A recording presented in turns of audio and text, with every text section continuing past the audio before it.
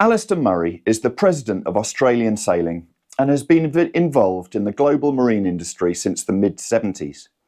A lifelong sailor himself, he started sailing in Corsair dinghies with his dad at the age of 11 and has won numerous state and national titles in the Taser class, which is a class he's actually still active in today. Alistair, many thanks indeed for joining me today.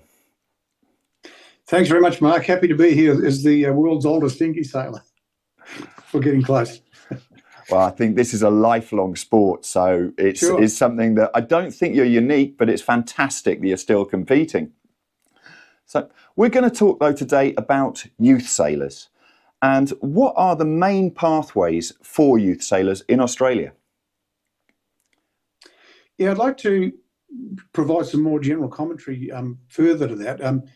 In Australia, our youth sailors generally on the performance pathway come up through the classes that you would see, 420s, 29ers for double-handed opties, and then particularly the Ilkas, or it's hard not to call them lasers, but the 4.7 and the 6. And so very, very traditional. But to provide a bit of commentary behind that, Mark, the numbers are small nationwide and they're not growing.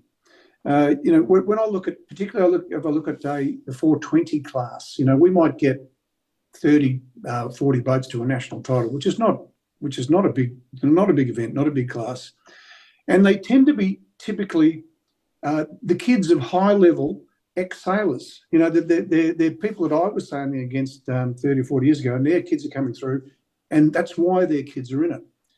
And we want to increase the size of the pie. We want to see sailing move towards a mainstream sport. And we're so far from that. And just to maybe illustrate that with a couple of anecdotes. Over the past 25 years of Olympics, sailing is Australia's number 2 sport behind swimming. And we've been the number 2 nation behind you guys. And yet our sailors are totally unknown. They could walk down the street, nobody would ever recognise any of them. Our peak was in London in 2012 when we won 3 golds and a silver. That was a fantastic Olympics for us. In the laser, we had a very strong squad approach, and Australia has continued to be number 1 in that class. I mean, we've really maintained our excellence because of our squad dynamic. If you look at the 470, I think the 470 is a really good example because the 420 is regarded as a feeder to the 470. Here we are, largely due to the influence of Victor Kovalenko. We've been the top 470 nation for the last 20, 25 years, easily, like absolutely blown it away. But here's probably my major point in relation to this. I could not find you a 470 sailing in Australia. There's none. A 470 nationals might attract 6 or 7 boats. I've been to Japan and I've seen college fleets of 50 470s sailing off the beach and 50 snipes at the same time. That's a very tiny sailing market, but they've got quite a good class with it. Here we are, the top 470 sailing nation, and I couldn't find you a 470. So we're desperately thin at the top of all classes, really, except for perhaps the Ilka, and we want to grow the sport. So that's a bit of a commentary on what classes we've been using and what I see as being the main dynamic behind it. But when it comes to youth sailing, there has to be a pathway through to those Olympic classes. And so how do you see people coming through and getting experience of international competition?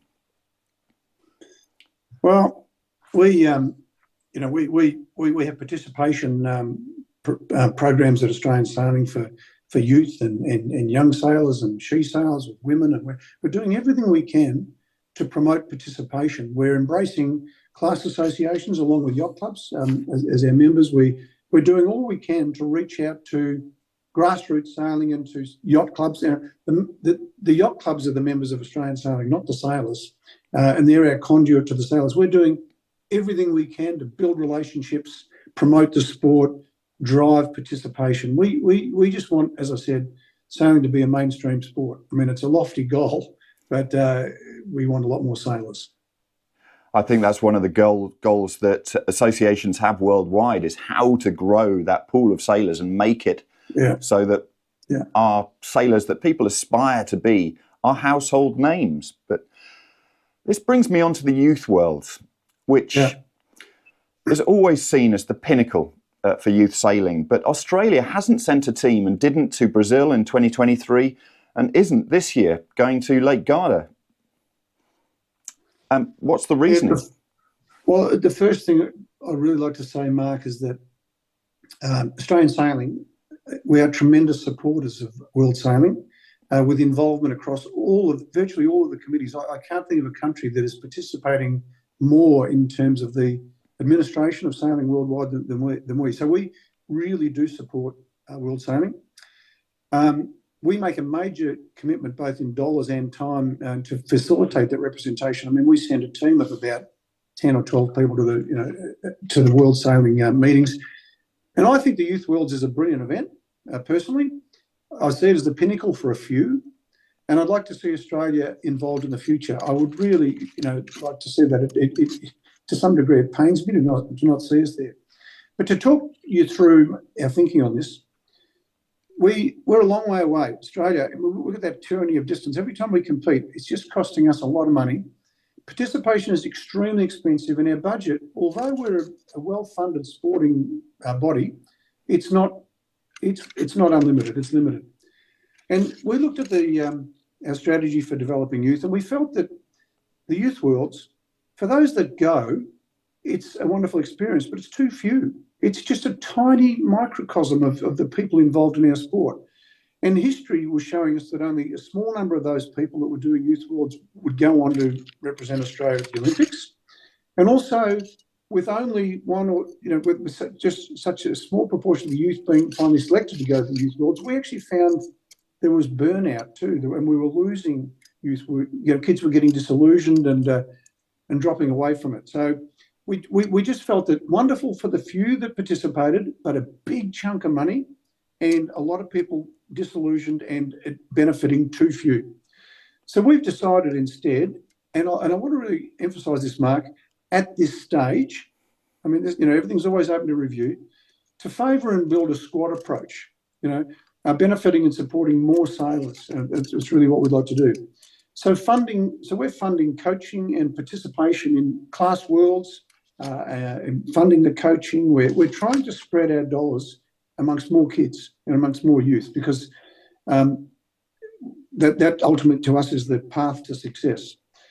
And at Olympic class level, we're seeing great squad mentalities develop, particularly in our ILCA 6, our ILCA 7, our 49er FX, our 49er squads. As we're developing more sailors rather than just focusing on it, we're finding a stronger cooperation, more encouragement, and a stronger squad mentality develop in those classes. And that's the way we see ourselves going. I'd like to do both, but it wasn't not really possible. And having said that, I'd love to think we'll be at Youth Worlds in the future, find a way to make that happen. You've actually got some extremely strong sailors in the youth classes, the 29ers being a great example of that in the World Championship. So do you believe the Youth Worlds itself may need a bit of a rethink so that you can actually develop squads going and that team culture you're talking about? Absolutely, Mark. I mean, I've heard, I'm not involved on World Sailing committees myself, but I've heard that the Youth World is under review. We'd like to think that it would be. We'd like to think that every activity of world sailing, every activity of Australian sailing is under review all the time to make it better. And I would like to think that world sailing is looking at the Youth Worlds and thinking about how it can be the most relevant, the most successful, encourage the most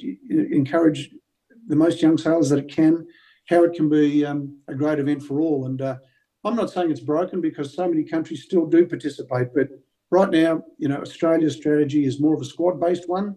It's the path we're on. We believe in it, and we'd like to think that somewhere in the future, our paths can realign.